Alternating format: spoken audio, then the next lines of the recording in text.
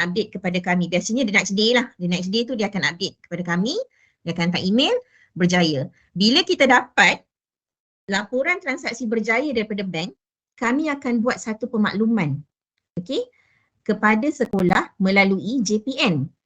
Okey, tarikh surat pemakluman kita tu yang kita kira. Bukan tarikh duit tu masuk dalam akaun bank tau, sebab kadang-kadang bank hantar laporan kat kami lambat. Kalau dia katalah dia selalu hari Khamis atau hari Jumaat kan, mungkin kita dapat pemakluman daripada bank tu hari Isnin. So unfair lah kalau kita nak kira tarikh duit masuk ke dalam akaun. Jadi kita tunggu laporan daripada bank dulu. Kita dapat je laporan daripada bank berjaya, kami pun keluarlah surat makluman penyaluran peruntukan. Dalam tu sama macam yang kita hantar kepada bank, ada senarai sekolah, berapa amount yang kita masukkan ke dalam akaun sekolah bila tarikh kita masukkan duit tu. Tarikh bank berjaya buat transaksi tadi. Okey? Dan surat tu ada tarikh. Surat pemakluman kita tu ada tarikh. Kena kira 30 hari daripada tarikh surat. Okey? Surat tu kami akan bagi kepada PIC di JPN lah. Kalau untuk Melaka, Puan Dalila lah. Okey, kita akan bagi kepada Puan Dalila. Dan sebelum kita bagi surat tu, kami dah WhatsApp dulu dah, PM tepi dah dulu. Kita ada WhatsApp group kan untuk semua pegawai-pegawai penyelaras DAP negeri ni. Kita dah WhatsApp dah, okey. Sekejap lagi ataupun besok kami nak bagi surat kepada JPN Melaka contohnya kan. Okay, jadi Puan Dalila dah boleh standby lah. Dah boleh standby. Dapat je surat dalam email, terus edar. Edaran daripada JPN sama ada melalui EPPD atau direct kepada sekolah, iaitu kita pulangkan kepada JPN punya pengurusan lah. Mana yang lebih sesuai, yang penting surat sampai kepada sekolah dalam tempoh masa yang paling segera supaya sekolah boleh tahu duit dah masuk dan dia dah boleh urus dah untuk pergi bank kalau nak ambil tunai, atau dah boleh buat arahan pembayaran kepada BSN untuk BSN kreditkan duit-duit tadi kepada murid. Okey. Ada soalan, kalau salah nombor akaun. Okey, salah nombor akaun pun kita ada cara lah. Kalau sekolah tukar nombor akaun, sekolah tukar bank contohnya. Contohlah kan, sekolah tukar bank. Bank A ni banyak sangat birokrasi dia, nak keluar duit susah, nak ni lambat semua dan sebagainya, dia tak boleh bagi kita online banking punya akses dan sebagainya. Tukar bank, boleh, tak masalah tukar bank. Sebaik sahaja selesai urusan pertukaran nombor akaun, maklumkan kepada kami supaya kita boleh update dekat kita punya table. Okey, sekolah air molek, tukar nombor akaun. Akaun yang terkini apa, bank dia apa. Jadi kena bagi dengan penyata bank. Yang itu direct daripada sekolah kepada kami. CC je kepada JPN PPD. Kalau nombor akaun ada tapi salah, sebab sekolah tersilap update lah dalam maklumat kan. So nombor akaun tu salah. Duit takkan masuk. Duit takkan masuk ke akaun sekolah. BSN akan bagi laporan kepada kami, okey ni berjaya, ni tak berjaya. Tak berjaya ni sebab apa? Nombor akaun dia salah. Kami pun akan pergi balik kepada JPN. Okey, ini senarai transaksi tidak berjaya kerana nombor akaun salah. Nombor akaun tak betul. Jadi mohon untuk sekolah update nombor akaun yang betul pada kita. So dia dapat lambat sikit lah. Kawan-kawan dapat 12 Januari, sekolah tu mungkin dapat 20 Januari. Sebab dia ada tindakan pembetulan yang perlu dibuat. Jadi, apa yang sekolah kena buat sekarang ni, make sure maklumat akaun bank adalah tepat dan terkini. Dan kalau ada perubahan, maklumkan. Sekarang dah boleh maklum dah kepada kami. Kalau dah settle urusan dengan bank, tukar-tukar nombor akaun tu, maklumkan kepada kami, kita akan update dekat kita punya database lah untuk sekolah. Okay. Alright, lepas tu sekolah pun dah agih duit dalam tempoh 30 hari. Lepas tu murid ni tukar sekolah. Tukar sekolah nak buat macam mana? Tak apa. Dah tukar sekolah biar je. Tak perlu kutip balik. Okay. Kalau dia pindah contohnya ke sekolah antarabangsa atau sekolah ekspatriat atau ke Maktab Tentera Diraja. Maktab Tentera Diraja buat masa ini murid-murid dia tidak layak menerima BAP. Contoh murid ni dah bagi kan masa darjah 6 kan. Ataupun murid ni dah bagi masa tingkatan 3. Lepas tu tingkatan 4 dia masuk MTD atau tingkatan 1 dia masuk MTD. MTD bukan sekolah yang disenaraikan sebagai penerima BAP. Tak apa, tak perlu kutip semula. Okey? Sebab penyaluran atau pengagihan daripada sekolah kepada murid tu dah mengikut tata cara di dalam SPK. Jadi tak ada kesalahan kepada sekolah. Okey? Okey, jelas Kalau ada soalan boleh type di chat box. So nanti kita akan baca dan kita akan jawablah mana-mana yang kita boleh jawab terus. Okey, slide seterusnya.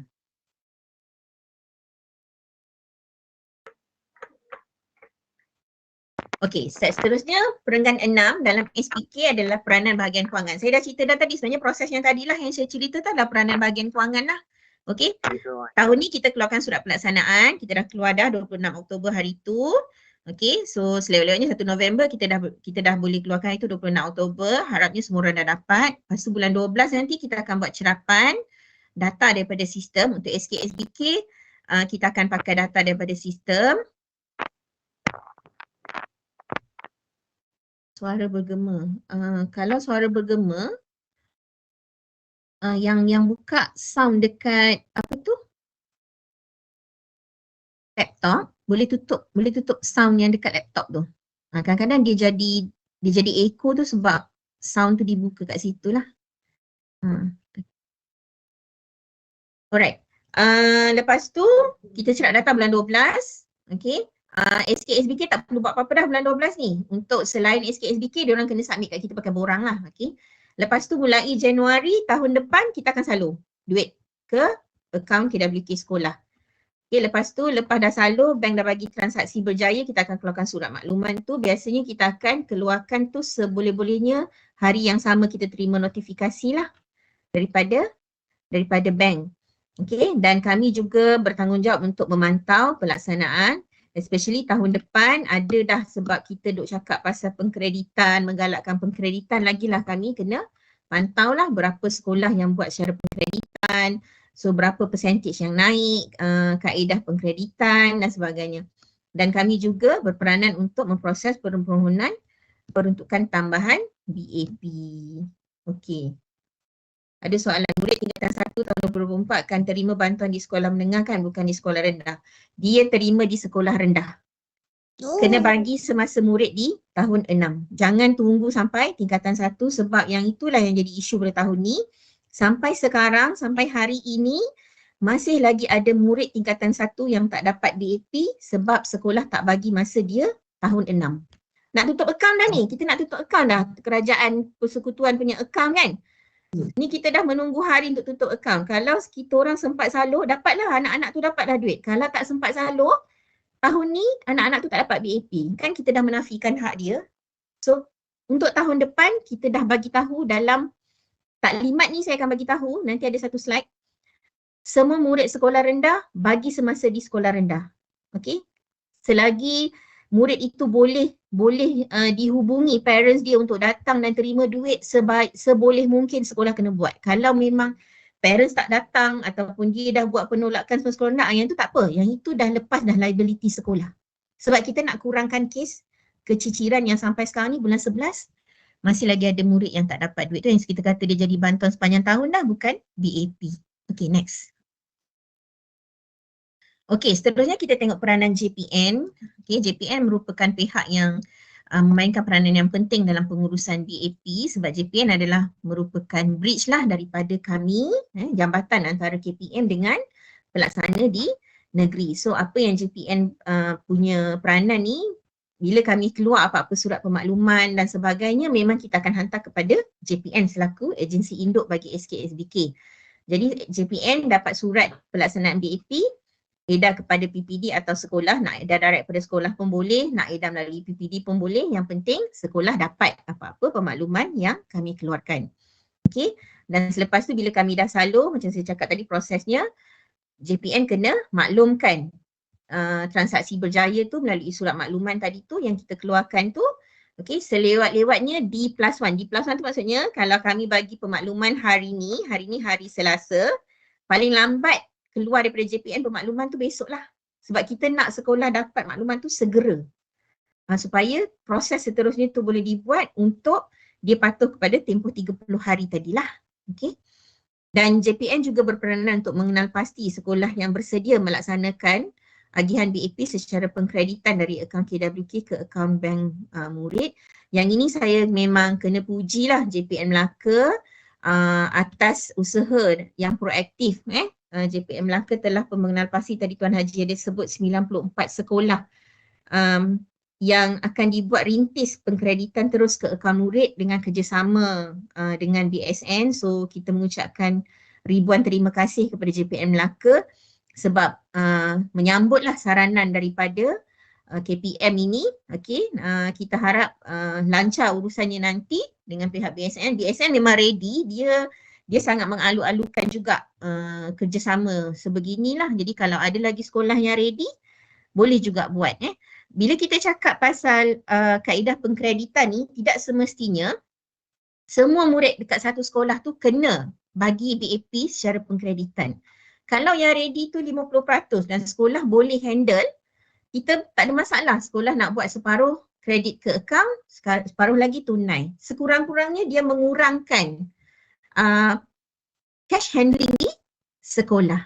Okey, bank yang ada untuk buat pengkreditan ni bukan BSN sahaja. Okey, BSN ni sebab BSN approach tau. BSN ni sebab dia sendiri datang approach kepada KPM. Lepas tu kita pun cakap kepada BSN, okey kalau you nak buat boleh hubungi juga kita punya counterpart, kita punya colleague di JPN dan dia turun. Dan ada JPN pun dia tengok okey, BSN boleh offer kaedah yang sesuai.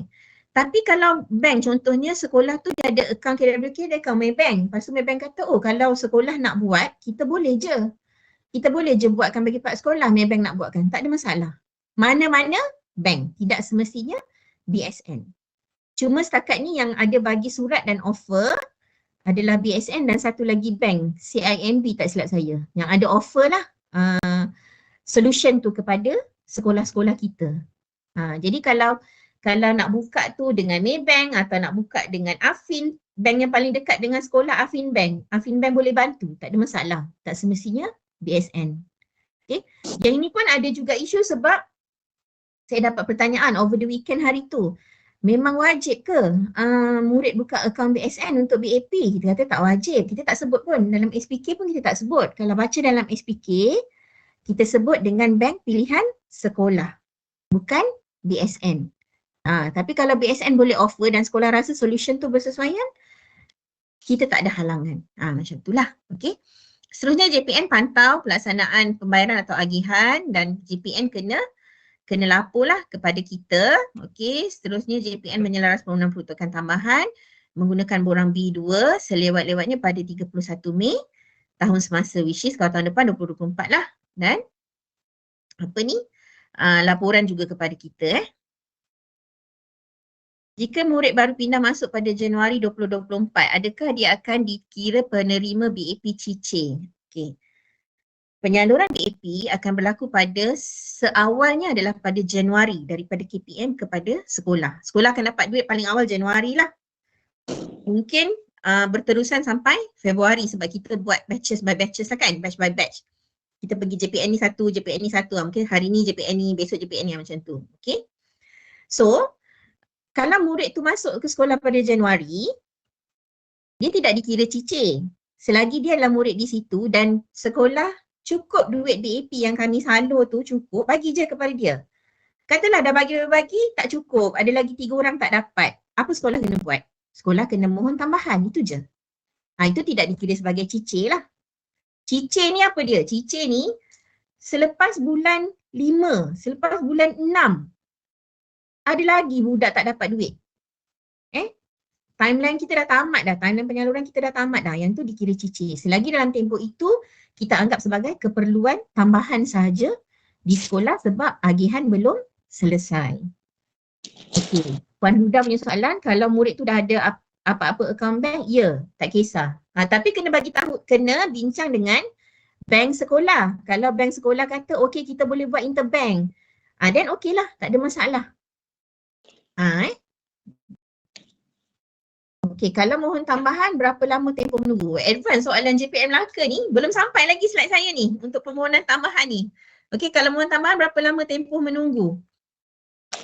Kita dapat je permohonan daripada JPM, kita terus proses. So kami tak boleh nak kata 3 hari ke 4 hari ke tidak sebab dia bergantung juga kepada peruntukan kita di akaun bank transit kita tu. Okay, kalau dekat katalah permohonan tambahan tiba-tiba sampai 800,000 contoh sebab ada semua datang serentak mula tambahan kan 800,000 duit kita dekat akaun transit tu tak cukup. Kami kena buat pindahan dana dulu, dia ada proses perakaunan lah. Pindahan dana dulu, jadi mungkin lambat sikit, mungkin seminggu atau seminggu lebih untuk kita selesaikan sampai sekolah dapat duit. Tapi kalau kita dapat, lepas tu memang JPN dah sahkan, dalam borang tu memang confirm lah murid ni memang ada lagi bilangan murid sekolah yang belum dapat kan. Duit kita ada lagi di bank, kami terus je hantar arahan pembayaran dalam tempoh seminggu hingga 2 minggu lah. Bergantung kepada peruntukan kita di BSN tu cukup ataupun tidak. Sebab duit BAP cukup di KPM tapi kita tak letaklah semua 788 juta tu selepuk dekat bank. Kita bagi mengikut data yang kita ada lah. Macam tu. Okey, SJKC Payphone. Maknanya setiap murid perlu ada account bank. Okey, yang ini kena hati-hati Setiap murid perlu ada account bank ni dah jadi macam wajib tau. Kita tak kata wajib, kita galakkan. Okey, kalau dia ready dan sekolah ready, boleh buat. Jangan lepas ni pergi cakap dengan parents, okey semua orang kena buka nombor account, kena buka account sebab KPM suruh. Saya tak suruh. Kita galakkan. Galakkan maksudnya sekolah bincanglah melalui PIBG. Okey, ibu bapa ada yang willing untuk buat. Ataupun semua ibu bapa, okey kita setuju untuk buat. Dan atas persetujuan bersama. Okey? Sebab sekarang belum lagi menjadi polisi wajib. Cuma we are moving towards EFT ni, Electronic Fund Transfer ni. Okey, nanti lagi 2-3 tahun di KPM mungkin dah tak ada bantuan yang kita salur secara tunai sebab bahagian akaun pun sedang review prosedur-prosedur penyaluran penyaluran yang menggunakan akaun sekolah ni. Sebab sekarang ni kita duk keluar cek, kita sign cek, isu AK22 dan sebagainya kan. So kita nak buat macam JF-MAS tu. Semua EFT je, nombor akaun je, semua pakai nombor akaun kan.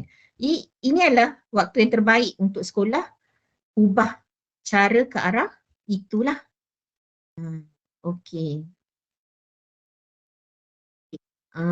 Soalan sekejap soalan advance ni sekejap. Nanti saya go through dulu. Macam mana boleh tahu sahkan murid dah terima BAP atau belum? Okey, nanti kita tengok dekat peranan sekolah. Okey, next. Kita kena cepat ni Tia sebab soalan lagi advance daripada slide kita ni. Okey, seterusnya kita tengok peranan PPD. PPD dia jadi jambatan antara JPN dengan sekolah. Jadi apa-apa pemakluman yang sampai daripada JPN, yang JPN panjangkan daripada BQ, PPD bertanggungjawablah untuk pastikan sekolah-sekolah dapat surat makluman, surat pelaksanaan DAP, surat makluman penyaluran dan PPD juga bekerjasama dengan JPN untuk meluaskan yang agihan BAP secara pengkreditan tadi tu. Okey, kenal pasti sekolah-sekolah di bawah seliaan yang ready dan bolehlah nak buat program dengan bank dan sebagainya. Okey, PPD juga bertanggungjawab untuk memantau agihan dan juga menyelaras laporan agihan BAP. Okey, dan seterusnya PPD menyelaras permohonan tambahan BAP daripada sekolah di bawah seliaan hantar kepada JPN supaya JPN boleh hantar kepada kami. So daripada PPD ke JPN selewat-lewatnya 15 Mei permohonan tambahan. Okey, sebab kita nak bagi ruang di setiap peringkat tu ada masa yang cukup untuk memproses permohonan-permohonan tadilah. Okey, seterusnya kita tengok peranan sekolah. Okey, peranan sekolah ni yang penting, yang banyak soalan ni nanti kita akan address satu-satu Okey, pertama sekali tahun ini sekolah dah kena kemaskini dah data murid dalam sistem APDN. Okey, jadi yang ini yang kita dapat aduan SISPA kan. Ada parents hantar direct kepada kita, dia kata akses saya telah disekat dan sebagainya sebab parents kan sekarang ni parents dia kemaskini data anak dia direct kan melalui public portal KPM tu. Jadi dia hantarlah aduan kepada kita, dia tak boleh nak akses dan sebagainya. Sebab sekarang ni proses tu berlaku di ground lah, on the ground Jadi untuk BAP ni sebab kita nak cerak pada 1 Disember, jadi bulan ini adalah bulan untuk kita harap sekolah mengemaskinilah data murid. Okey. Tapi berhati-hatilah yang saya cakap borang PB1, PB2 tadi, jangan sebut PB1, jangan sebut BAP semasa edar borang PB1, PB2 tu. Okey, seterusnya sekolah dapat saja surat makluman penyaluran tu terus semak Semaklah akaun bank masing-masing. Kalau boleh semak secara online, semak secara online. Kalau tak boleh semak secara online, bawa surat kita tu pergi bank dan semaklah juga dengan bank. Boleh juga nak terus buat check untuk tu pun boleh sebab confirm dah duit memang dah masuk kalau sekolah dapat surat bahawa duit dia dah masuk. Okey. Lepas tu kena rekodkan terimaan dalam buku tunai dan juga selenggara akaun subsidiary dalam sistem ESP-KWS. Seterusnya sekolah kena keluarkan resit atas nama SUB bahagian kewangan dan filekan resit tersebut untuk tujuan audit. Resit kena keluar sebab ini tata cara perakaunan, kena patuh. Ini ada dalam buku kuning.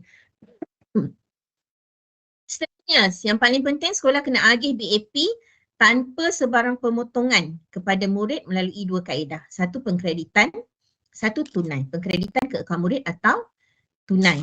Keutamaan kaedah adalah pengkreditan dan sekolah digalakkan untuk melaksanakan program pembukaan akaun bank murid secara berkelompok dengan bank pilihan masing-masing tertakluk kepada persetujuan murid dan juga ibu bapa. Okay, now kita address satu-satu soalan tadi.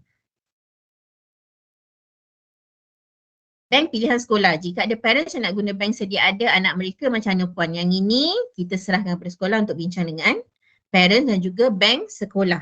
Kami tak boleh nak bagi direktif dekat sini tau.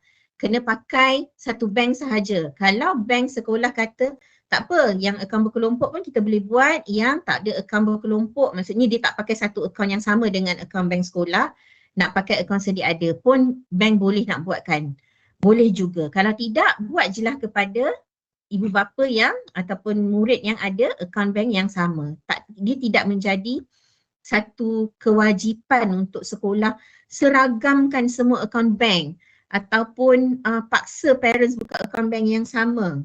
Sebab kita baru nak mula tuan-tuan. Sebab ini pun sebab trigger daripada isu tahun ni kan. Awal tahun hari tu ada duit hilang. Kalau tidak sebenarnya pelaksanaan tunai ni pun tak ada masalah. Kan? Cuma bila trigger keluar di parlimen dan sebagainya, KPM bertanggungjawab untuk menambah baik proses agihan itu. Jadi salah satu caranya adalah untuk mengurangkan pengurusan wang tunai, pegangan wang tunai di sekolah. Jadi itulah dia keluar option menggalakkan pengkreditan. Sebenarnya tahun lepas pun, tahun ni pun dah ada dah. Dah ada sekolah kredit dah pun ke akaun bank murid. Sebelum jadi kejadian pun dah ada dah. Cuma tak banyak. Jadi bila dah ada ni kita bila dah timbul isu, dah trigger dan sebagainya, kita kaji-kaji, ada option tu telah pun ada. Jadi kita luaskan sahaja. Okay? Okay, lepas tu, macam mana boleh tahu atau sahkan murid sudah terima BAP ataupun belum? Yang ini sekolah yang kena pastikan. Next. Next slide. Bila sekolah agih duit BAP kepada murid, kalau secara tunai, dia still kena sign borang B3. Parents still kena sign borang B3 tu. Okay? Untuk sekolah rendah. Kalau sekolah menengah, murid boleh sign sendiri. Okay. So bila dia sign saja di borang B3, itulah bukti bahawa BAP telah pun sampai ke tangan dia. Kalau buat pengkreditan, laporan transaksi berjaya daripada bank tu adalah bukti bahawa BAP telah diagihkan kepada murid. Receipt bank tu. Okay. Sebab bila audit datang, dia tak pergi tanya murid, betul ke awak dapat BAP atau pergi tanya parents kan? Kita tengok apa? Audit tengok apa? Pemantauan tengok apa? Kita tengok dokumen je. Jadi dokumen dekat bilangan 5 ni, dekat dalam jadual ni, peringatan 5 ni, sangat penting. Sekolah kena pastikan duit BAP yang diagihkan tu kalau secara tunai, ada tanda tangan perakuan penerimaan di borang B3. Kalau dia tolak pun, parents kata tak, saya tak nak lah duit 150 ni, saya tak ada keperluan. Dia still kena buat perakuan, dia menolak BAP. Okay. Kalau yang dia setuju pengkreditan secara pengagihan secara pengkreditan tu, awal-awal dia dah bagi dah persetujuan kan, masa buka akaun bank kan. Lepas tu sekolah pun salur. Lepas tu sekolah pun maklumlah kepada murid, okey duit telah disalurkan sekian-sekian tarikh. Macam kita buat, kita bagi surat makluman tu, sekolah boleh juga buat pemakluman. Sekian-sekian tarikh duit telah masuk ke dalam akaun bank murid. Lepas tu resit tu sekolah simpan. Okey. Lepas tu dah agih-agih macam tadi kan, ada murid, tiba-tiba murid dah bulan 1 murid pindah masuk. Masa kita serap data murid tu di sekolah lain. Lepas tu bila nak salur murid tu dah di sekolah tuan-tuan dan puan-puan. Dah tak cukup lah duit BAP di sekolah. Tak cukup tak apa, jangan risau. Hantarlah borang, hantarlah permohonan tambahan, sekolah isi guna borang B4 ni borang baru. Borang baru dalam SPK, sekolah isi borang B4. Sebab kita dah tak minta sekolah hantar borang B3 kepada PPD. Borang B3 tu sekolah simpan di sekolah, tak cukup duit, minta tambahan pakai borang B4. Okay. Selewat-lewatnya pada 30 April. Kenapa kita letak 30 April tuan-tuan? Sebab murid darjah 1 yang baru pun dia akan masuk bulan Mac. So by right bulan April tu semua murid dah settle down dah di sekolah. Jadi sekolah dah boleh kenal pasti siapa lagi murid yang belum terima BAP untuk permohonan tambahan. Okay. Dah selesai salur semua, dah okey dah semua. Okey, ada baki duit dalam akaun bank. Sekolah kena pulangkan, wajib pulangkan. Bila kena pulang? Selewat-lewatnya pada 31 Julai. Atas cek ataupun kalau sekolah di Melaka ada yang dah masuk dalam projek rintis bahagian akaun yang EFT tu, boleh juga pulangkan secara EFT. Tak perlu tulis cek. Jimatlah duit 50 sen nak kena processing tu kan. Lepas tu yang nombor 9 ni yang tadi kita cakap. Kalau ada perubahan nombor akaun, tolong maklumkan kepada kami segera. Yang ini direct sekolah kepada BQ. Okey, permohonan tambahan tadi semua kena go through PPD dan JPN.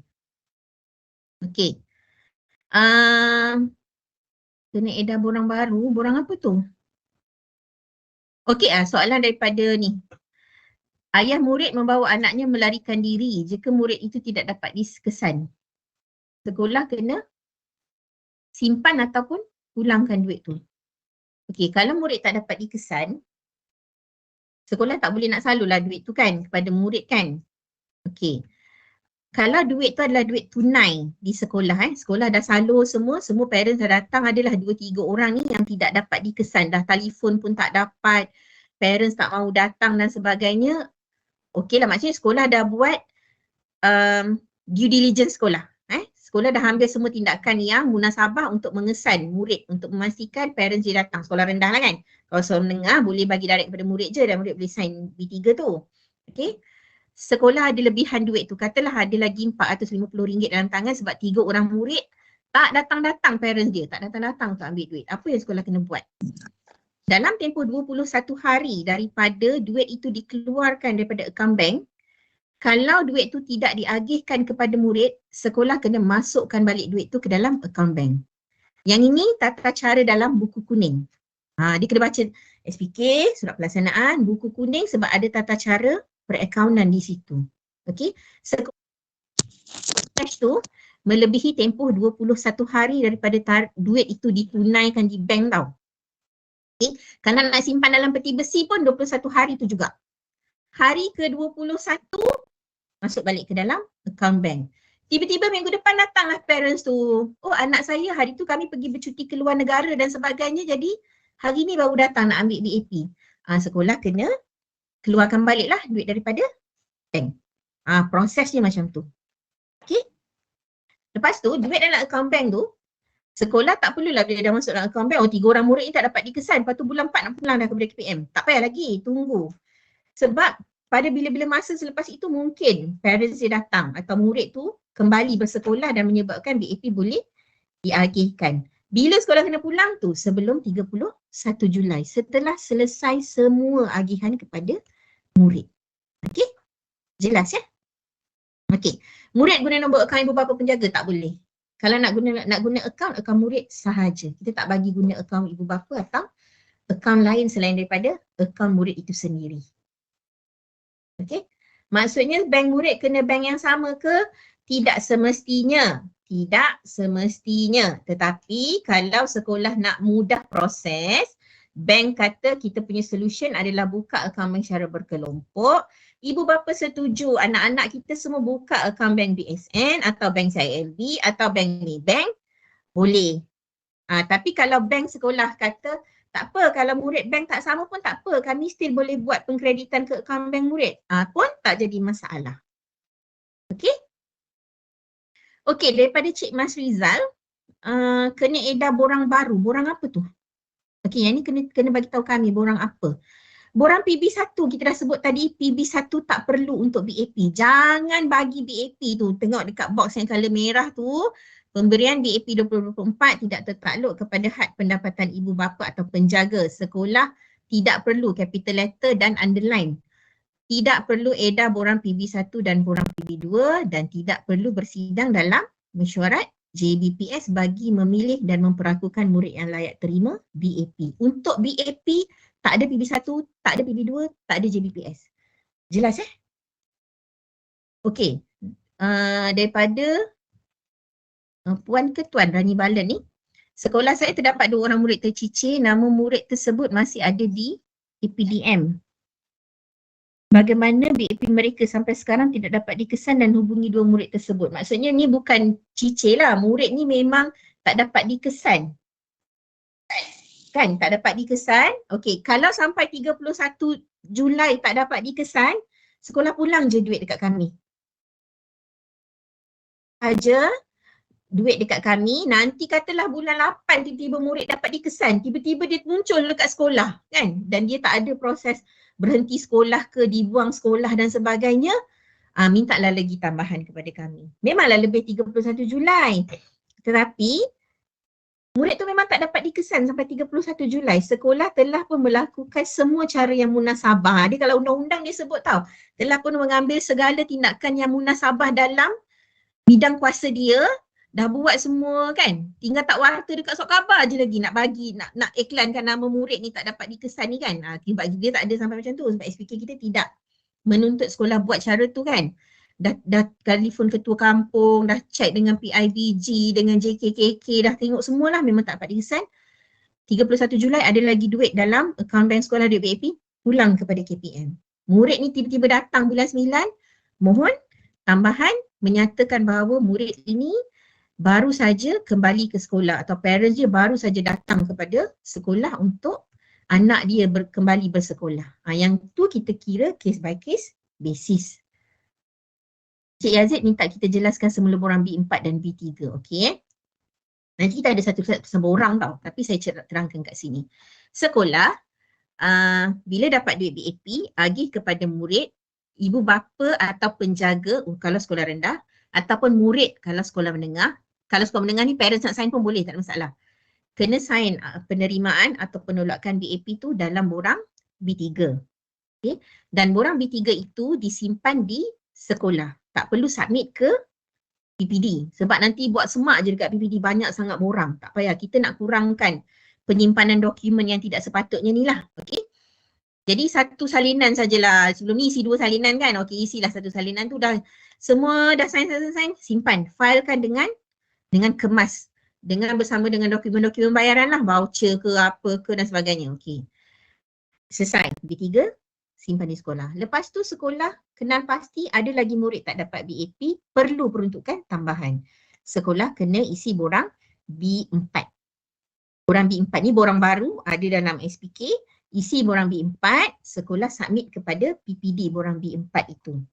Dan PPD, kalau ada beberapa sekolah yang serentak mohon, PPD kena transfer kepada borang B2. Okay, PPD kena isi borang B2, biasanya soft copy je kan. Sekarang ni pun pelaksanaannya soft copy je, isi dalam Excel tu. Nanti JPN akan compile untuk sekolah-sekolah di bawah negeri dan submit kepada kami. Permohonan pakai email je, kita tak perlu pun surat-surat ni. Pakai email je, yang penting maklumat tu tepat. Jadi tak perlu pun nak print borang, boleh lah print satu kopi untuk simpanan file. Tapi untuk submission kepada kami cukup melalui email kepada kita punya desk officer kat sini. Dekat sini nanti baru kita akan print dan kita proses dan kita filekan juga. Okey, jelas ya borang B3 dan B4. Okey, ibu bapa menolak penerimaan BAP tapi enggan hadir ke sekolah. Ni saya cakap tadilah pasal apa cara yang munasabah yang dilakukan dalam bidang kuasa pihak sekolah. Okey. Buatlah. Tetapi kalau dia masih lagi tak datang sampai 31 Julai, duit ada lagi dalam pegangan sekolah, pulangkan kepada kami. Mesej makluman daripada ibu bapa boleh dijadikan bukti penolakan. Kena print out lah kan. Kalau dia tak mau datang juga. Dia kata dah tak nak, saya tak nak duit BAP ni, buat apa saya nak datang kan? Ada kan parents macam tu kan? Parents ni, yelah kita deal dengan manusia, macam-macam perangai. Print out lah. WhatsApp dia ke apa ke, print out bukti. Sebab kalau audit datang, nanti audit kata kenapa awak tak bagi duit kat murid ni? Dah sekolah nak kena menjawab dengan audit kan?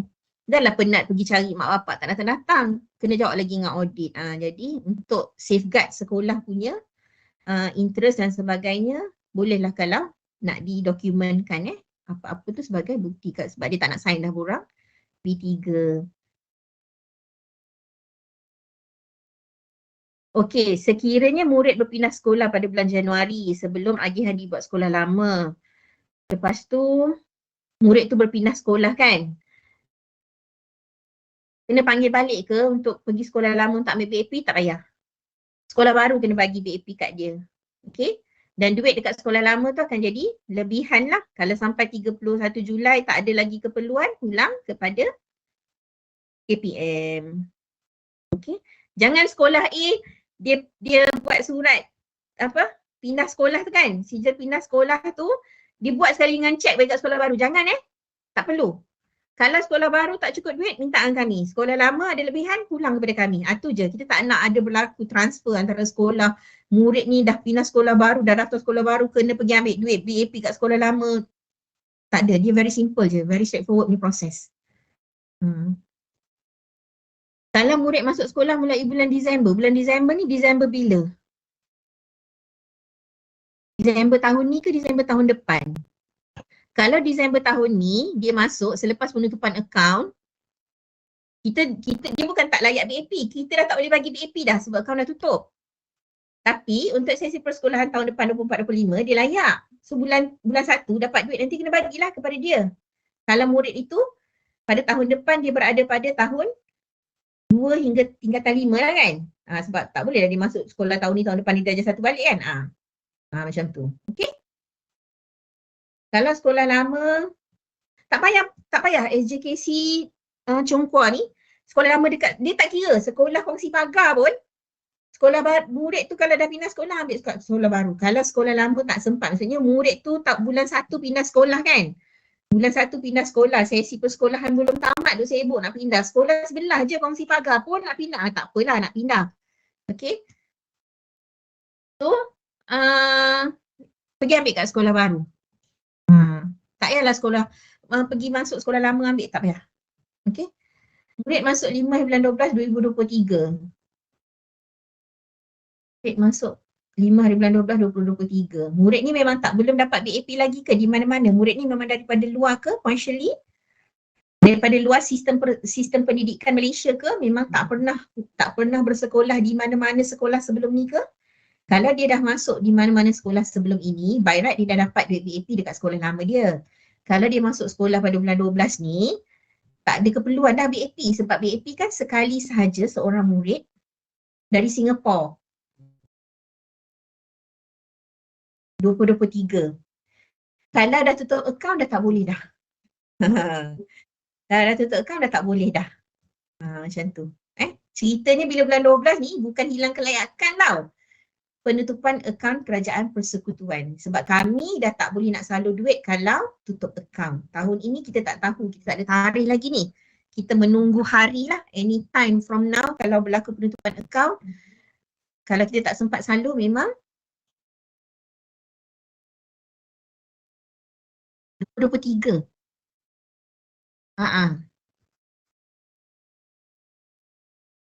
2024 memang confirm lah sebab bulan 1 murid ni dah berada dalam sistem, tapi murid ni masuk pada 5 bulan 12 kan tahun 2023 sesi persekolahan tahun ini. Kalau ikut dia layak BAP tahun ni sebab dia dah ada dalam sistem pendidikan kita. Cuma timing sebab kalau dah tutup akaun kami tak boleh nak salur lah walaupun sekolah buat permohonan tambahan. Jadi tak apa kalau murid tu dah masuk, confirm masuk, sekolah boleh je nak submit tambahan kepada kami. Tetapi kita tak boleh bagi jaminan duit akan disalurkan sebab kalau dah tutup akaun kita tak boleh nak salur duit lah. Macam tu. Okay. Okay, next. Saya minum air sekejap banyak cakap ni, haus pula. Okay, ni senarai borang. Yang tadi saya cakap kan, ada borang tadi, borang B1, B2, B3, B4. Okay, borang B1 tak ada, tak payah ambil tahu sebab sekolah kita SK SBK tak pakai borang B1. Borang B2, permohonan peruntukan tambahan daripada PPD kepada JPN dan JPN kepada KPM. Okay. Soft copy je, hantar pakai email je pada kita, tak perlu print out dan hantar pakai surat sebab kita nak cepat, proses kita nak cepat. Okay. Borang B3 adalah borang yang ditandatangani oleh ibu bapa atau penjaga atau penerima BAP kalau dia murid sekolah menengah. Okey, perakuan penerimaan atau penolakan. Borang B4 adalah borang permohonan tambahan BAP yang perlu diisi oleh sekolah dan submit kepada TPD. Pelajar cicir ada nama dalam APDM tapi tak dibuang. Tak pernah hadir sepanjang tahun, layak ke untuk BAP? Selagi murid itu ada dalam sistem persekolahan, dia tidak ada dokumen yang mengatakan dia dibuang sekolah atau ditamatkan persekolahan, selagi itulah dia masih layak untuk menerima BAP. Cuma untuk agih kepada dia tu, kalau dia memang tak datang sepanjang tahun, parents pun tak datang ke sekolah untuk ambil duit BAP, itu cerita lain. Yang itu ceritanya dia tak pergi tuntut duit BAP di sekolah. Tetapi syarat kelayakan dia tu tidak terbatal sebab dia fulfill tadi dua apa tadi kriteria tadi kan. Dia murid warga negara sebab nama dia dalam APDM. Bila nama dalam APDM, kita iktiraf dia sebagai murid kita lah. Murid KPM lah. Melainkan sekolah buat prosedur buang sekolah ataupun parents dia datang ataupun dia kata dia berhenti sekolah, dia buat permohonan berhenti sekolah. Then after that baru hilang kelayakan BAP dia. Okey, Cik Nur Azman punya soalan ni, kelonggaran untuk ambil di sekolah lama, tak perlu. Ambil di sekolah baru je, tak apa. Memang data APDM kita cerap guna data sedia ada sekarang ni. Tetapi kita tak ambil nama pun tau. Kita tak ambil by nama pun data tu. Kita ambil bilangan je.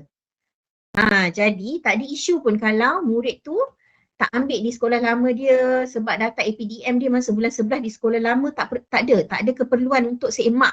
Kami takkan semak pun. Murid ni masa kita cerap data dia dekat sekolah A. Tiba-tiba agih kat sekolah B. Salah ni. Tak ada. Kita tak buat macam tu. Jadi kalau selepas sekolah dapat duit, siapa-siapa murid yang berada di sekolah itu, selagi dia layak terima BAP, kena bagi di sekolah itulah. Jangan kata, awak dulu masa cikgu cerap data, nama awak tak ada kat sini, awak pergi balik sekolah lama. Jangan. Nanti parents dia mengadu lah, sampai menteri lah, masuk parlimen lah, gedebak-gedebuk dah, kita semua kena jawab. Jadi untuk memudahkan semua orang, kita ambil macam tu je, sifir dia. Boleh? Jadi kalau dapat duit, salur kepada siapalah murid yang berada di situ, tak cukup duit, mohon tambahan. Senang je proses dia. Okey? Okey, seterusnya. Siapa yang angkat tangan? Cik Afandi, ada nak tanya soalan ke? Boleh juga. Boleh. Nak buka mic pun boleh kalau nak tanya. Okay. Silakan. Assalamualaikum Puan. Waalaikumsalam. Okey, saya berkaitan dengan kemasukan pelajar barulah. Isu yang saya tak dapat kenal pasti, maksudnya pelajar ni daftar diri pada bulan 12 lah, maksudnya dalam cuti sekolah.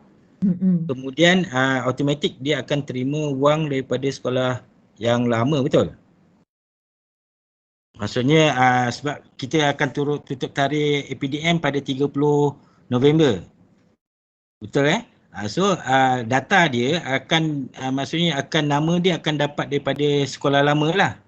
Tapi bagi kami yang sekolah baru ni, dia anggap pelajar baru. Oleh itu timbul isu, dia ni saya tak tahu dia ni dah dapat sekolah lama duit tu ataupun tidak. Yang itu saya tak tahu. Okey. Inilah slide ni. Murid berpindah sekolah tepat pada masanya soalan tu, Cik Aziz. Terima kasih. Okey, kalau murid berpindah sekolah, kalau murid itu telah pun dibayar BAP dia. Katalah dia pindah bulan 1 atau bulan 1 lah. Dah nak cuti sekolah lagi seminggu pun tiba-tiba nak sekolah. Tak apalah, pindahlah sekolah. Cikgu bagi dulu BAP sebab duit awak dah ada dekat sekolah sini kan. Dalam dia punya borang pindah atau borang pindah sekolah dia tu, capkan murid ini telah dibayar BAP. Bila dia pergi sekolah baru pun adalah rekod, murid ni dapat masa di sekolah lama. Di sekolah baru, urus pendaftaran saja, masuk kelas, settle. Tak perlu bagi BAP. Kalau murid tu berpindah pada bulan 12 ini atau pada bulan 1 nanti, sekolah belum dapat lagi duit BAP daripada kita kan, sebab kita baru nak salur bulan 1. Bulan 1 pun bukan 1 hari bulan 1 kami salur. 1 bulan 1 tu baru kami dapat duit daripada MOF. Nak tunggu gedebak-gedebuk kat sini, nak pindah dana pergi ke BSN, lepas tu BSN pula kalau lebih daripada beberapa juta kena buat 2-3 kali pindahan dana. Adalah proses-proses banking punya regulation kan. So katalah minggu kedua Januari baru kita salur duit ke sekolah. Murid tadi ni masa cerap memang data dia ada di sekolah A. Tapi by the time sekolah dapat duit, murid telah pun berada di sekolah B. Sekolah A tak perlu cari balik murid tu nak bagi BAP kat dia. Dia dah menjadi tanggungjawab di sekolah baru. Okay. So selagi murid itu pindah, masa murid tu pindah dan sekolah memang tak terima lagi duit BAP, sebenarnya sekolah baru boleh semak lah dengan sekolah lama. Awak dah dapat kan kawan-kawan kan, satu daerah atau satu negeri kan. So check lah, boleh check jugalah, ini inisiatif saja. Tapi kalau tengok timeline, sepatutnya kalau murid tu dia pindah sebelum tarikh pengkreditan duit daripada KPM, by right semua sekolah tahu murid ni memang belum dapat pun BAP. Sebab kita akan bagi serentak. Satu negeri tu serentak semua sekolah dia dapat duit pada tarikh yang sama. Katalah 12 Januari tadi saya cakap kan, 12 Januari, murid tu pindah pada 10 Januari. Confirm, murid ni belum dapat BAP lagi. Tapi kalau murid tu pindah 13 Januari, 14 Januari, boleh semak lah. Berkemungkinan sekolah tu dia sangat efisien, dapat je duit 12 Januari, dia terus pergi bank, keluarkan duit, terus buat agihan, murid tu sempat dibayar BAP. Sekolah lama kena chop. Ataupun kalau BPPDP dia kata cap, bukan cap perkataan dia, munshi, kita semak dengan munshi bahasa. Kena cap di dalam, borang pindah sekolah dia tu, murid ni telah pun dibayar BAP. Okay, so maknanya communication lah. Antara sekolah kena communicate untuk make sure okay, murid ini tidak menerima BAP 2 kali.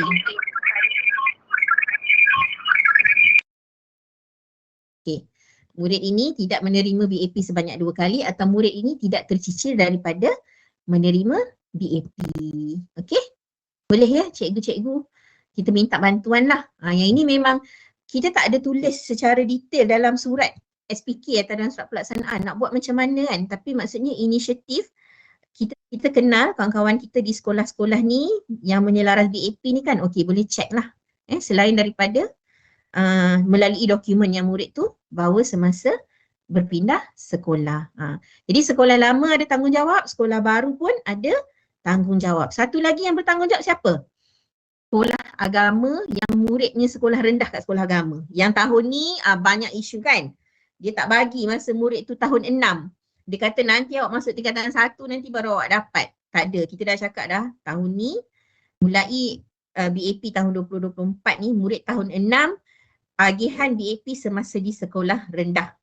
Kita tak nak ada mazhab berbeza tiba-tiba cakap, oh tak sekolah saya kita tak bagi murid tahun 6. Kalau macam tu, audit boleh turun dan sekolah boleh dikenakan tindakan kerana tidak patuh kepada arahan dalam SPK. Jadi semua murid tahun 6 kena bagi semasa di tahun 6. Tak apa tingkatan 1 dia masuk MTD ke Expectoriate ke tak apa. Sebab ada satu lagi klausa kan kita dah cakap kalau murid tu keluar berpindah ke sekolah yang tidak layak BAP, sekolah tidak ada tanggungjawab untuk membuat kutipan semula duit BAP yang telah diagihkan. Okey.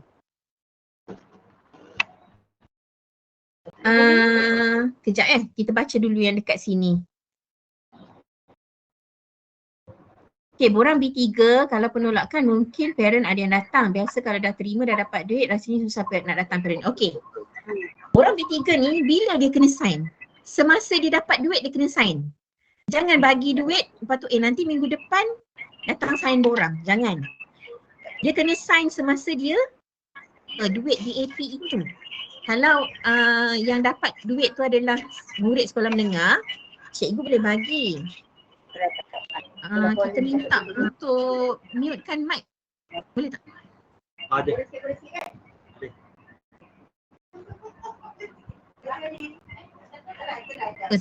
Saya takut terganggulah kawan-kawan yang lain tak dengar nanti.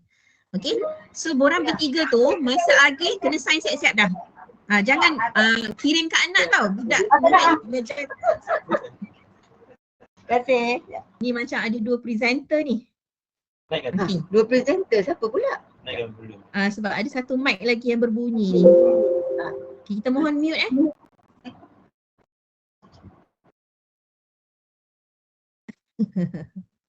Okey, saya sambung balik yang borang B3 tadi, untuk memastikan bahawa tanda tangan tu kita dapat. Okey, kalau sekolah rendah memang kita minta parents yang tanda tangan. By implication apa? By implication, duit BAP tu bagi ke tangan parents atau penjaga. Kita tak bagi ke tangan murid sebab ni duit tau. Okey, dia ada legal implication lah. Kita bagi murid dekat sekolah rendah ni, murid sekolah rendah ni, mereka ni adalah golongan minor, minor. Jadi kalau berlaku kehilangan dan sebagainya, kita tak ada kita tak boleh buat pembuktian ataupun tak boleh charge dalam undang-undang berlaku kehilangan. Maksudnya kecuaian tu kita nak letak ke atas siapa. Nanti sudahnya sekolah yang akan di-charge sebagai cuai sebab bagi murid itu budak darjah 1 hingga tahun 6 ni kan, kanak-kanak lah.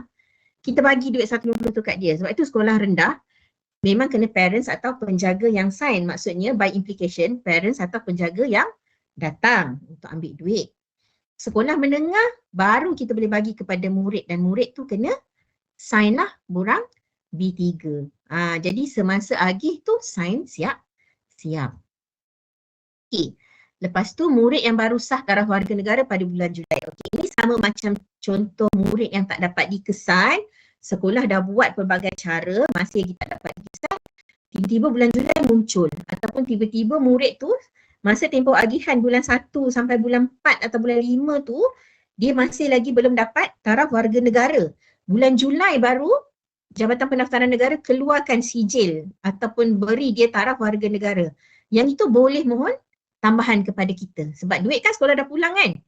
Jadi boleh nyatakanlah, okey, kerana murid ini baru saja diberi taraf warga negara. Jadi tak ada masalah, yang itu ada sebab yang munasabah, justified untuk sekolah membuat permohonan di luar daripada time frame. Okey, kalau pindah ke sekolah swasta, tak apa, tak ada masalah. Sekolah swasta pun layak BAP. Selagi semasa murid itu berada di sekolah, tuan-tuan dan puan-puan, dan sekolah tuan-tuan dan puan-puan dah terima duit BAP, murid tu kena bagi semasa di sekolah kita. Dan kena turunkan cap tadi tu. Kena cap tadi yang dah bayar BAP. Lepas tu nanti dia pergi sekolah swasta, dia pun bawa cikgu kat sekolah swasta, tak boleh bagi dah lah BAP kat dia.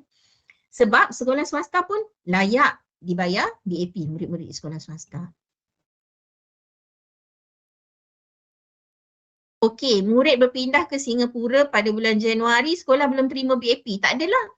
Sebab murid tu dah tidak bersekolah di bawah sekolah yang ada dalam SPK. Tu tak perlu bagilah BAP kat dia. Okey. Borang B3 hanya untuk bayaran secara tunai, betul. Kalau bayaran secara tunai saja kena sign kat B3, kalau pengkreditan tak perlu sign borang. Okey, saya jawab kepada Puan Siti Nur Aini dan Cik Mas Rizal. Okey, bolehkah ibu bapa penjaga hantar wakil tak ambil duit? Tak boleh. Dia cakap terus terang je lah, kat sini tak boleh. Kena parents yang datang atau penjaga utama yang namanya didaftarkan sebagai penjaga kepada murid itu. Okay. Dia hantar kakak, dia hantar jiran, dia hantar ketua kampung, dia hantar tok sidang, tak boleh. Yang itu sebab straightforward dalam SPK. Dia kata yang boleh sign B3 tu cuma ibu bapa atau penjaga sahaja. So penjaga adalah orang yang dinamakan sebagai penjaga. Ada parents bercadang untuk daftarkan anaknya yang tahun 6 ke sekolah agama tahfiz swasta pada sebelum atau pada akhir Disember. Okey, dia macam ni je. Dia tengok macam ni je.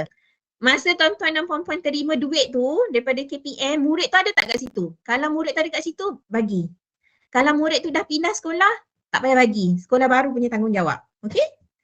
So tak payah kira lah murid-murid ni dah cerak data, lepas tu bulan 1 pindah atau bulan 12 pindah, nanti bulan 1 dapat duit dia kat saya. Tak apa, duit dia kat tuan-tuan dan puan kan ada masa sampai 31 Julai untuk pulangkan. Nanti bulan 3 kan ada murid tahun 1 masuk kan. Kalau ada lebihan tu bagi kat murid tahun 1 pula. Lepas tu tak cukup lagi, murid tahun 1 masuk 200, baki hari tu ada untuk 80 orang je. 120 orang lagi perlu mohon tambahan. Nak mohon tambahan dengan kita. Okay? Boleh? Dia simple je. Kita jangan make it complicated. Pada masa tuan-tuan dan puan-puan terima duit, semua murid di sekolah tuan-tuan dan puan-puan yang layak menerima BAP dan dia memang ada namanya berdaftar sebagai murid di sekolah tuan-tuan dan puan-puan, bagilah BAP kepada dia. Kalau ibu bapa murid kerja di Singapura, bolehkah saudara murid datang ambil BAP? Kalau dia daftar sebagai penjaga, boleh. Kalau parent dia kerja kat Singapura, maksudnya dia duduk dengan penjaga, betul tak? Dan penjaga tu mestilah didaftarkan sebagai penjaga dia. Sebab itu kita sebut ibu bapa atau penjaga. Okey. Surat wakil ni, kalau kita buka, dia akan jadi ruang tau. Sebab itu kita tak nak, sebab dia adalah agihan bantuan. Tanggungjawab kita adalah untuk memastikan bantuan itu sampai kepada golongan sasar. Okey, golongan sasar tu siapa? Murid lah. Okey, jadi macam mana nak memastikan bantuan ni sampai kepada golongan sasar? Agihan itu juga hendaklah, duit itu juga hendaklah diserahkan kepada orang yang benar-benar mempunyai kuasa untuk menerima bantuan tu lah. Kalau macam murid sekolah rendah, sebab dia tak boleh dapat sendiri kan, kena parents atau penjaga. Jadi kena dia bukan tanggungjawab kita je, parents pun kena bertanggungjawab lah. Dah lah nak dapat duit, betul tak nak datang pula kan? Maksudnya sekolah kena bagi kefahaman kepada ibu bapa atau penjaga, bagi tujuan agihan ini, ibu bapa atau penjaga sahaja yang boleh datang ke sekolah untuk ambil duit. Sebab ini cerita pasal duit tau tuan-tuan dan perempuan. Dia bukan kita nak bagi sijil penghargaan ke, sijil penyertaan ke, bukan. Sebab kalau berlaku isu, siapa yang akan di-charge cuai? Kita yang akan di-charge cuai. That's why dalam bab-bab agihan ini kita sebut agihan perlu patuh kepada tata cara. Apa dia tata caranya? Rujuk dalam SPK dan juga buku kuning lah. Macam tu. Okey? Assalamualaikum Puan. Waalaikumsalam. Okay, saya Cikgu Amka. Ya cikgu. Ya, ni nak tanyalah, sekiranya ibu tunggal, okey, ibu tunggal ni dia berada di hospital lah akibat daripada lumpur Jadi dalam PDM dia sebagai penjaga utama. Jadi ada tak kelonggaran sedikit untuk dia membenarkan waris dia untuk mengambil duit tu? Itu saja soalan saya, Puan. Terima kasih. Okey, dalam kes-kes tertentu yang mana boleh jadi sebab disability menyebabkan penjaga utama dia lah kan, kalau dia single parent, penjaga utama dia tak boleh datang. Macam mana dalam SPK sebenarnya dia tak ada kelonggaran tu. Dia sebut ibu bapa atau penjaga. Tetapi kalau kita tak bagi maksudnya kalau kita tunggu mak dia tu keluar daripada hospital, berkemungkinan murid ni tak dapatlah duit dalam tempoh kan.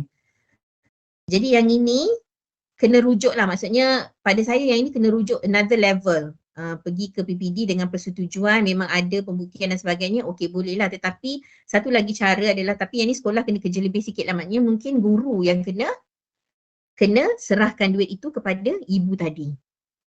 Sebab dia tak ada klausa pengecualian dalam SPK untuk yang tu. Yang tu yang kita takut. Saya pun tak berani nak kata boleh kat sini sebab nanti, sebab saya kata boleh jadi semua sekolah akan guna yang saya sebut hari ni dalam kita punya taklimat pada hari ni untuk membolehkan perkara itu dibuat lah. Macam tu. Okay. Sebab audit bila dia turun, dia baca SPK je. Lepas tu dia tengok siapa yang sign di SPK, sign di B3, tak sama dengan SPK, teguran. Tak sama, teguran. Macam itulah. Okay. Tulis-tulis surat mewakilkan ni tak boleh. Yang ini memang saya bincang dengan bos. Memang tak ada maksudnya Puan, jadi maksudnya Puan, tadi isu yang tadi itu maksudnya atas kebenaran PPD lah untuk membenarkan. Boleh maksudnya bincang dengan PPD, tetapi kita pun bukan nak bagi kuasa kepada PPD tahu untuk membenarkan. Sebab sebenarnya kalau berlaku isu, nanti dia akan pergi kepada siapa yang meluluskan benda tu. Jadi seboleh macam ni first rule dia adalah, rule nombor 1 dia adalah memang kena patuh kepada SPK. Tetapi sekiranya mustahil untuk patuh kepada SPK, maknanya tidak ada cara langsung. Tidak ada cara langsung sekolah boleh serahkan duit tu kepada parents ataupun penjaga yang berdaftar dalam APDM, dalam sistem atau dalam rekod sekolah, dan boleh rujuklah pada peringkat yang lebih tinggi. Mungkin case by case basis kita boleh tengok dari segi kewajaran. Tapi kita tak boleh bagi blanket. Saya tak boleh bagi blanket kat sini. Okey, kalau parents tak boleh datang, boleh bagi surat. Tak. Hari ni kita tak benarkan. Tetapi case by case basis mungkin boleh dirujuk kepada peringkat yang lebih tinggi dan mungkin ada pertimbangan-pertimbangan yang kita benarkan. Macam saya cakap tadi lah, sebab parents berada di hospital, mungkin dalam tempoh yang lama, dia hospitalize dia lama kan. So, sekolah mungkin boleh buat inisiatif untuk pergi serahkan kepada ibu tadi di hospital lah. Maksudnya dia sign borang B3 tu. Maksudnya macam tu. Tapi maksudnya inisiatif di sekolah lah. Bukan kita kata sekolah kena buat. Kena pergi cari kalau murid tu parent dia duduk kat atas gunung, pergi naik gunung. Taklah begitu. Tapi maksudnya dengan inisiatif-inisiatif di peringkat sekolah yang dirasakan wajar dilakukan dan di dalam bidang kuasa pihak sekolah, boleh buat macam tu. Kalau tidak, tak ada cara dah, dan boleh refer kepada peringkat yang lebih tinggi, mungkin sampai ke peringkat kita dan kita akan tengok case by case basis sebab tak ada klausa pengecualian. Ya. Waalaikumsalam.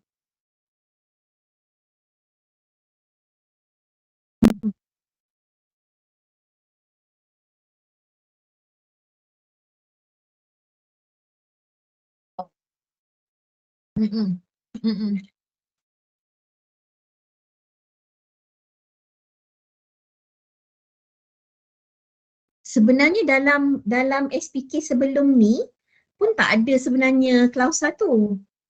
Kan kalau kita baca SPK tahun 2020 tu pun sebenarnya tidak ada klausa yang kata ibu bapa boleh mewakilkan kepada siapa-siapa dengan memberi surat dan sebagainya. Itu mungkin pelaksanaan secara pentadbiran di peringkat sekolah ataupun penyelarasan pentadbiran di peringkat PPD sebab berlaku isu tu di on the ground lah. Tetapi sebab dalam isu bantuan ni kalau kita tengok bukan bantuan persekolahan sahaja. Apa-apa bantuan kerajaan, apa-apa bantuan kerajaan memang bantuan tu mestilah diserahkan kepada penama yang sepatutnya menerima bantuan. Kalau kita tengok sumbangan tunai rahmah pun kan, siapa yang boleh tunaikan duit di bank adalah penerima sahajalah. Dia macam tu lah kan. Jadi that's why kita pakai universal punya cara. Dia juga adalah disebabkan atas cara perakaunan sebenarnya bila kita serahkan duit kerajaan, maksudnya macam kita buat bayaran kan. BAP ni sebenarnya macam kita buat bayaran lah. Kita buat bayaran secara tunai. Kita naklah memastikan yang menerima tu lah nama orang itu. Maksudnya dia tu yang menerima. Jadi kalau murid sekolah rendah ni sebab dia tak ada, dia minor, siapa dia yang boleh menerima bagi pihak dia adalah ibu bapa atau penjaga yang didaftarkan atas murid itulah. Dia macam tu. Assalamualaikum Puan. Waalaikumsalam. Nanti sekejap ya. Ibu bapa anak murid bercerai, lepas tu tinggalkan di rumah anak yatim. Okey, sebab kalau murid yang tinggal di rumah anak yatim ni, dia ada penjaga dia kan, maksudnya pengetua rumah anak yatim tu kan.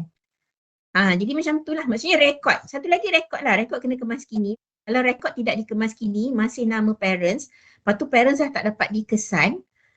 That's why dia jadi isu bila nak bagi tu, masih nama parents dia. Walaupun sebenarnya murid ni dah tak tinggal dengan parents dah duduk dekat rumah kebajikan, dia dah dijaga oleh bapa saudara atau datuk dan nenek kan. Rekod tu kena kemas kini juga. That's why kita kata sekolah kena mengemas kini rekod dalam APDM. Okey, pelajar sendiri mengambil BAP kalau murid sekolah rendah boleh, murid sekolah menengah boleh, sekolah rendah tak boleh. Okey, tadi siapa tadi nak bertanya? Silakan. Assalamualaikum Puan. Waalaikumsalam. Ni saya macam sekolah saya ni, kami ada beberapa budak home budak-budak yang ni lah rumah kasih lah. Okey, kan setengah budak ni kadang dia orang pun tak ada pengenalan diri. Contoh bagaimana dia didaftarkan menggunakan perintah mahkamah ataupun dia ni bukan warga negara. Macam mana tu dengan proses pembagian? Terima kasih. Okey. Authority yang boleh mengesahkan seseorang itu warga negara ataupun tidak siapa? Jabatan Pendaftaran Negara, Kementerian Pendidikan Malaysia, Jabatan Pendidikan Negeri, Jabatan Pendidikan Daerah dan sekolah. Kita bukan authority untuk mengabsahkan kewarganegaraan seseorang. Okay, that's why dalam kriteria tadi kita kata murid warga negara dan pembuktian itu adalah melalui masa dia daftar kat sekolah kan, MyKad, MyKit, sijil lahir atau apa-apa dokumen yang dikeluarkan oleh Jabatan Pendaftaran Negara yang mengatakan bahawa dia ini adalah warga negara. Kalau tak ada dokumen daripada Jabatan Pendaftaran Negara tu, murid itu tak ada, dia tidak fulfill lah kelayakan BAP. Jadi tak dapatlah BAP. Kalau dia buat aduan sekalipun, katalah dia buat aduan, dia hantar kat SISPA, dia hantar kan. Kita maksudnya di KPM, kita boleh jawab sebab dasar bantuan awal persekolahan ni adalah untuk warga negara. So beban pembuktian warga negara tu berada di siapa? Berada di penerima. You yang kena bagi tahu kat kita, you warga negara dan perlu buktikan kepada kita dan you layak. Dia macam tu. Boleh cikgu? Okey, so maksudnya jadi dalam 7 orang yang 4 ni dia ada dokumen. Cuma yang 3 orang yang tak ada dokumen dan juga yang maksudnya yang budak ni tak akan dapatlah dunia BAP, betul right? Ya. Cuma kalau memang contoh macam murid-murid di SBJK lah, kita ambil murid-murid di SBJK. SBJK ni kan untuk murid-murid gelandangan kan. Dia tak ada kelonggaran syarat pun. Kalau murid SBJK pun dia kena murid warga negara. Cuma dekat SBJK, katalah kalau kerajaan umum tahun ni kita nak pendapatan parents 3,000 ke bawah saja dapat BAP. SBJK dia ada kelonggaran, dia tak ada. Dia tak terikat dengan tu sebab parents pun dia tak ada kan, budak-budak ni gelandangan. Jadi tetapi syarat warga negara tu tetap tidak berubah. Jadi murid-murid gelandangan ni pun dia kena buktikan dia warga negara, barulah dia boleh terima BAP. Apatah lagi murid di sekolah kerajaan atau sekolah bantuan kerajaan. Kalau katalah dia duduk dekat rumah kebajikan kan, boleh bincang dengan pengurusan rumah kebajikan tu. Kalau memang betul dia tahu murid ni memang dia adalah warga negara, cuma dia tak ada dokumen. Jadi dia kena usahakan untuk anak-anak tadi ni didapatkan dokumen dia daripada Jabatan Pendaftaran, dan kalau katalah bulan 9 baru dia dapat, tak apa, sekolah hantarlah permohonan kepada kami, tak ada masalah. Okey? Okey, terima kasih. Dah jelas. Assalamualaikum. Waalaikumsalam warahmatullahi.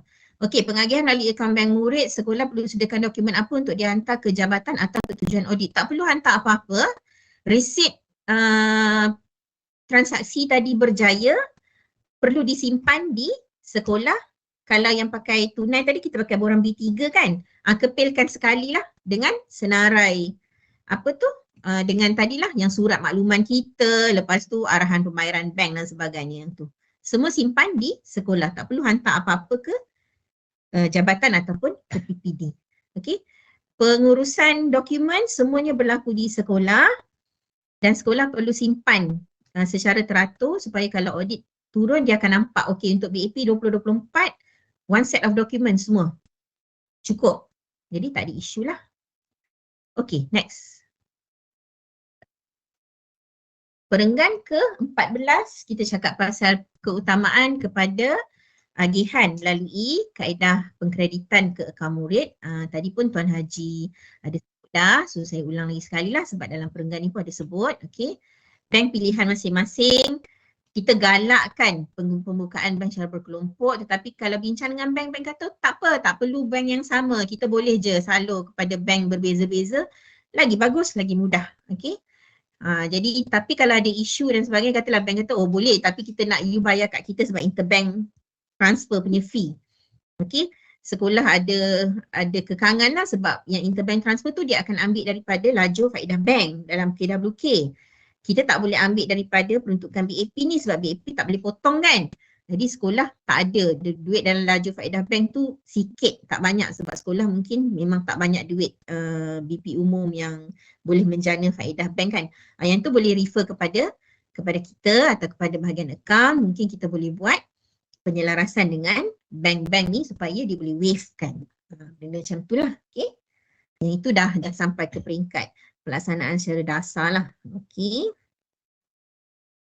Okey, kalau kredit tak perlu tanda tangan ibu bapa. Okey, tata cara pengeluaran wang tunai yang ini pun penting, perenggan ke-15 ni. Okey. Sehingga 10,000 bagi satu pengeluaran di bank sama macam sekarang, pengetua atau guru besar diiringi oleh 2 orang guru. Okey.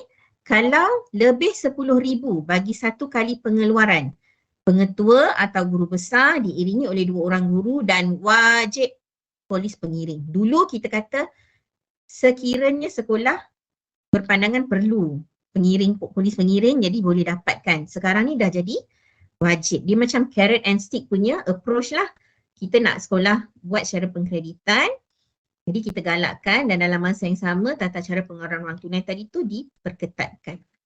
Yang ini KPM dah bagi surat dah kepada KDN, kita dah hantar surat kepada KDN, kita minta KDN untuk panjangkan kepada semua polis-polis kontingen dan polis-polis daerah, tetapi susulan di peringkat sekolah dan juga PPD juga perlulah JPN pun bolehlah nak establish repo dengan ketua polis negeri supaya pelaksanaan nanti boleh disusun dengan teratur.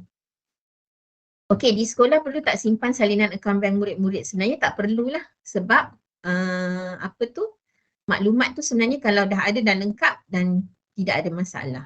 Tetapi kalau katalah sekolah dia tak buat yang arahan macam dengan BSN punya tu tahu, sekolah buat sendiri daripada akaun sekolah, sekolah transfer satu ke akaun murid kan.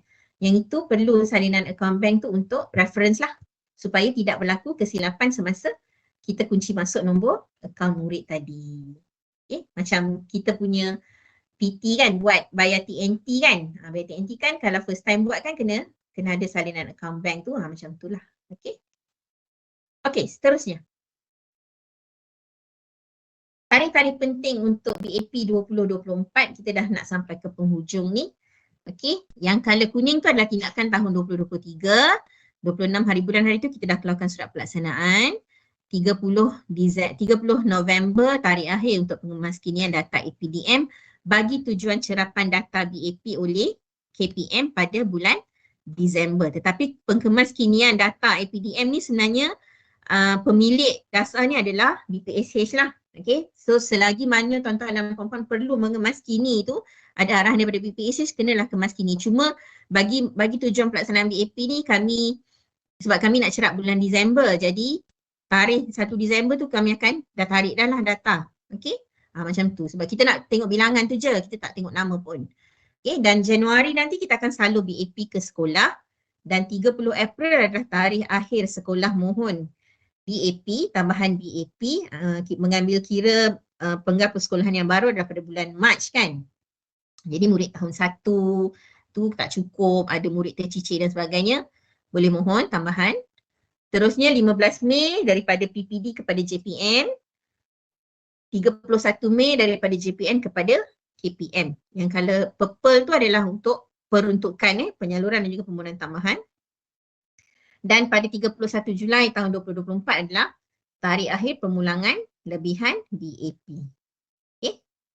Yang ini jangan terlepas, sebab yang ini juga menjadi salah satu penemuan audit yang paling banyak menyebabkan sekolah tak dapat penarasan cemerlang dalam audit. Okay. Alright. Terusnya sekian. Terima kasih. Habis dah taklimat.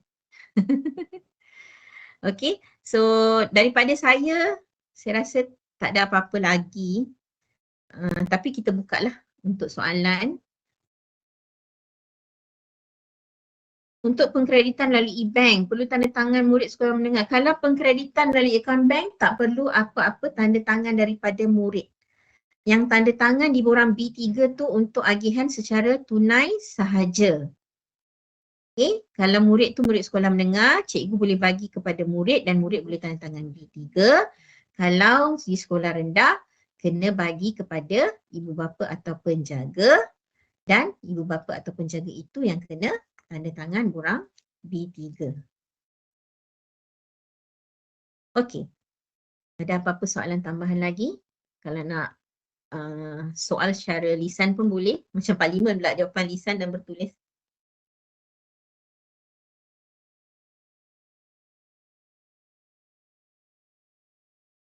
Terang dan jelas. Terima kasih juga kepada tuan-tuan atas feedback yang baik lah.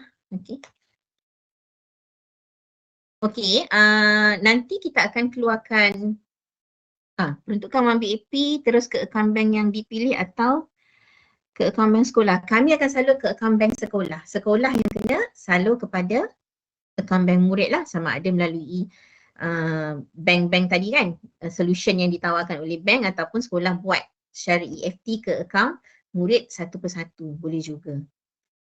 Okay. Kalau tak Puan. ada, ya, Ada satu Waalaikumsalam. lagi. Ya, Cik Hamka, silakan Ya, cikgu. ni kadang-kadang di sekolah menengah kita ada murid PPKI yang dah berumur 18 tahun tapi masih lagi berada di sekolah lah. Jadi kita masih lagi untuk kategori layak untuk anak-anak PPKI Layak. ni. Layak Okey. untuk anak-anak PPKI selagi dia follow, sebab dia kadang-kadang ada yang dia pakai modular punya kurikulum dan Ya. sebagainya kan. Jadi dia layak lah selagi dia adalah murid di sekolah itu. Tapi Okey. contoh dia dah SPM tahun ni. Lepas tu tahun depan dia daftar sebagai calon SPM sahaja. Lepas tu dia tak masuk kelas tau. Maksudnya dia bukan murid tingkatan 5, yang tu dia tak layak. Dia kena murid tingkatan 5 atau setaraf. Okey, terima kasih. Sama. BAP pengkreditan perlu sekolah simpan sebagai bukti murid sudah terima BAP. Okey, kalau pengkreditan saya sebut tadi, laporan transaksi berjaya daripada bank tuan-tuan dan puan-puan ataupun salinan penyata bank juga boleh disimpan, sebab dalam salinan penyata bank tu kan nampak sekolah dah selalu duit kepada murid ni, simpan. Ataupun resit satu persatu kalau sekolah buat syariah EFT, dah transfer, kan kita keluar macam Maybank to you kan, kita buat kan ada resit, resit tu pun boleh juga. Alright. Ada lagi soalan? Okay, kalau tak ada apa-apa soalan, saya ucapkan terima kasih kepada semua tuan-tuan dan puan-puan daripada rakan-rakan JPN, PPD, guru-guru dan juga PT-PT sekolah yang telah bersabar mendengar taklimat daripada saya kan. Dah macam cikgu bersang bebel pun ya juga saya rasa ni.